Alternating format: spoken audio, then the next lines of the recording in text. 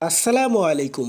সম্প্রতি বিএনপির স্থায়ী কমিটির সদস্য ডক্টর জাহিদ হোসেন জানিয়েছেন, দলের ভারপ্রাপ্ত চেয়ারম্যান তারেক রহমান আগামী জাতীয় নির্বাচনের আগেই দেশে ফিরবেন। মঙ্গলবার যুক্তরাজ্যের বাহিরমাহে আয়োজিত এক ইফতার ও দোয়ার মাহফিলে তিনি কথা বলেন। বার্মিংহাম সিটি বিএনপির যৌথ উদ্যোগে আয়োজিত এই অনুষ্ঠানে ডক্টর জাহিদ বলেন, স্বৈরাচার মুক্ত নতুন বাংলাদেশ গঠনে জাতীয়বাদী দলের সকল নেতাকর্মী ঐক্যবদ্ধ। তিনি উল্লেখ করেন, তারেক রহমানের নেতৃত্বে বিএনপি আগামী দিনের বাংলাদেশ গড়বে। অন্যদিকে চিকিৎসা শেষে বেগম খালেদা জিয়াও দেশে ফিরবে বলে জানিয়েছেন তিনি। উক্ত বার্মিংহামের ইফতার মাহফিলে যুক্তরাজ্য বিএনপি সভাপতি এম.এ. মালিক প্রধান বক্তা হিসেবে উপস্থিত ছিলেন। অনুষ্ঠানে আরও উপস্থিত ছিলেন যুক্তরাজ্য বিএনপির সাধারণ সম্পাদক কয়সর এম.এ. আহমেদ। উক্ত অনুষ্ঠানে বিএনপি নেতারা অবাধ, সুষ্ঠু ও নিরপেক্ষ নির্বাচনের জন্য প্রয়োজনীয় সংস্কার দ্রুত